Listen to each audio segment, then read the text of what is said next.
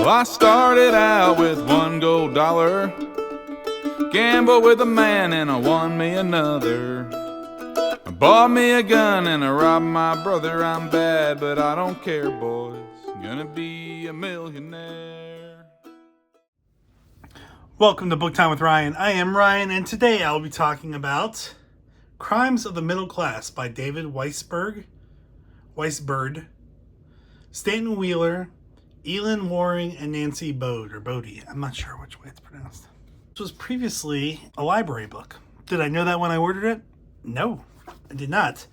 But look, it has all the library stuff, which I was kind of annoyed by because I'm pretty sure they didn't really make that obvious. This one's from Townsend Memorial Library at the University of Mary Hardin Baylor, which is in Texas. I had to look that up. What is this book? Well, I found this book because I was looking for Stanton Wheeler and books by Stanton Wheeler. I have a very important book, my most valuable book, my rarest book, called White Collar Crime by Edwin Sutherland. And I should do a new video about that book. I did one a long time ago. You can check out the video there. But I think I need to do an updated one because there was a lot of research that went in this for me. And it's interesting. But this is Stanton Wheeler. He started this white collar program at Yale University, I believe in the 80s. This was written in 1991. And it's kind of a look at what Edwin Sutherland talked about, white collar crime. He coined the term in 1939 and published a book in 1949, which was censored until 1983 when it was published by Yale University Press at the insistence of Stan Wheeler. So this had a direct line in what I was interested in with white collar crime. This is Crimes of the Middle Class. This is specifically white collar crimes of the middle class. The interesting thing that I did not think about until the final chapter was when Sutherland wrote his book in 1949, there was a lot less of a middle class in the country. Certainly less focus on a middle class, and it was really stratified between the high and the lows, the upper class and poverty-stricken people, and just didn't really have this middle class. But in the years since 1949, it had grown, and by the time Stanton Wheeler and the others, David Weisburd, wrote this book in 1991, things had changed, and there was definitely much more of a middle class. When I think of white-collar crime, I think of fancy people. I think of Gordon Gekko and rich people in fancy Italian suits, throwing their money around and really pushing the envelope on what's legal and what's not legal. And since we're talking about white-collar crime, what's not legal is the important thing here. What I don't think about is middle-class people, tellers at a bank, taking money out of the register, that kind of thing. Or the till, whatever they're called. They're not registers, are they, in the bank? They're tills. So it was a different look because where I thought, and I think Sutherland had kind of approached it as, white-collar crime was the upper crust. And even when you think of white-collar crime now, you're typically thinking of the big stories, the ultra-rich, antitrust and securities. What you're not thinking of is writing bad checks or applying for different programs from the government or cheating on your taxes. It almost feels like that's a lower class thing. I have a relative a number of years back, before I was born and before my dad was born, who went to prison for insurance fraud for 3 years in state penitentiary. That's crazy. And he was, I think, 60 or 70 something. So that may be considered white-collar crime by Stanton Wheeler and David Weisburd's standards. But that was a different look. This book's really cool because it breaks down white-collar crime by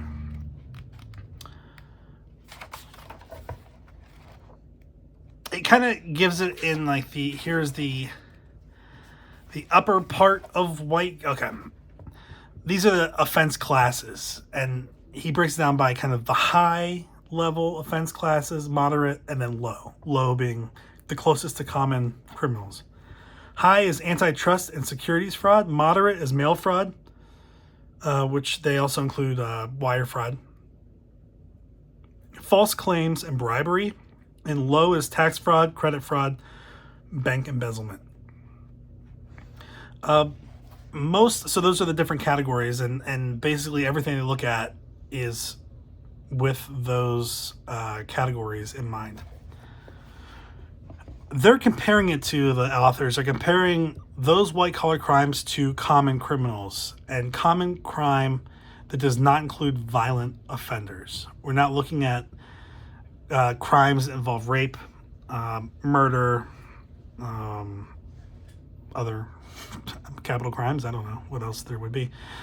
We're looking more at the lower level kind of street crimes and comparing what it's like in the legal system for violators of those laws and what it's like for white-collar criminals.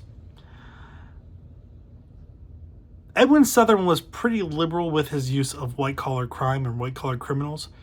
I think Stanton Wheeler sticks more to crime as in kind of a Justice Department and actual criminal cases as opposed to civil cases, where Edwin Sutherland also lumped in some civil enforcement or administrative enforcement cases in with his numbers.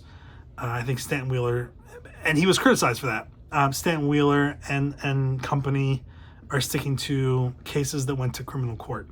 And they look at every level, from reporting and investigations to indictments or information to sentencing and life after. They look at the hardships that white-collar criminals may experience with just the indictment process and how they have the most to lose because they're losing their livelihood. Some are losing their families, some are losing their jobs, some are losing respect in the community.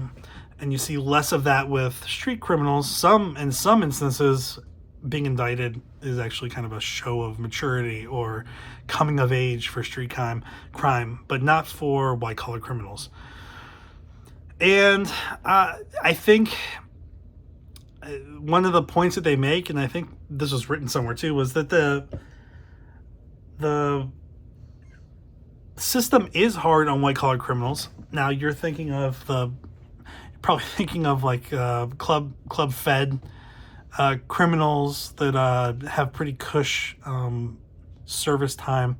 But remember that the vast majority of these cases, as Stanton Wheeler and company are looking at it, include middle class, include some of these lower level white collar crimes, and that's what the vast majority of them are. And they were specifically looking in the 1970s, late 1970s, for their data. So there was a little bit of a lag between 91 when it was published and the time period they're looking at. You avoid or miss some of the deregulation of the 80s. You miss some of kind of changes in what the focus is for the federal government, especially white-collar crime. But I found this book to be very interesting. Dated, yes. Interesting, oh yes. I gave it 4 stars, which is good from my point of view. I think for me it's even more interesting because it talks about Edwin Sutherland, and you'll find out later when I do a video or a follow-up video about white-collar crime, why Edwin Sutherland's so cool and important to my book collection. But to have this experience with Stanton Wheeler and David Weisburd, who I emailed yesterday or the day before and got an email back from him. I actually think I've talked to a couple people that were part of this book, but I'm not sure, and that was all related to that research I did for White Collar Crime, Edwin Sutherland's book. In fact, the book that I have was actually in Stanton Wheeler's possession and was purchased from his late wife, although he died before her, auction. That's also some of the connection. But interesting stuff. A look at white collar crime. I think not necessarily a revolutionary thought of what should be included as white collar crime, but maybe not what your gut instinct tells you is white collar crime. At least it wasn't for me. White collar crime involves a lot more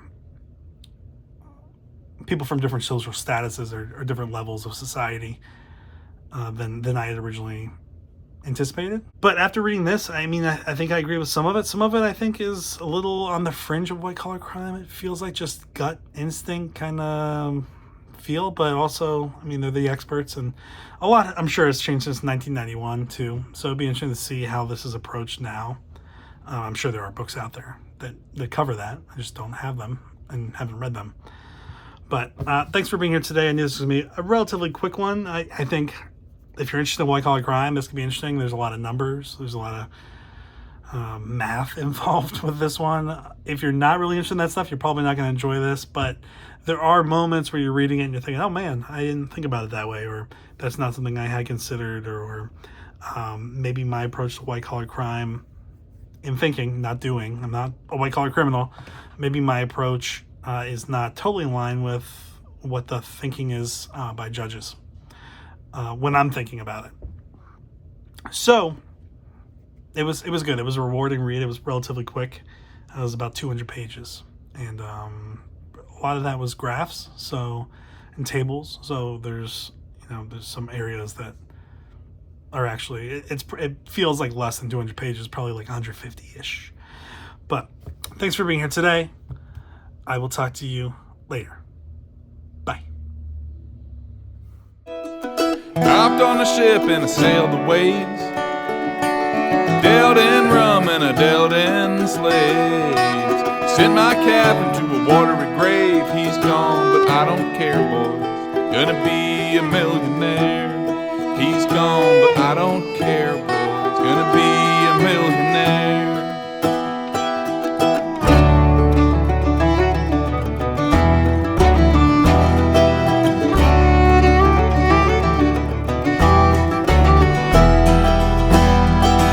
How many of you wanna see me dead?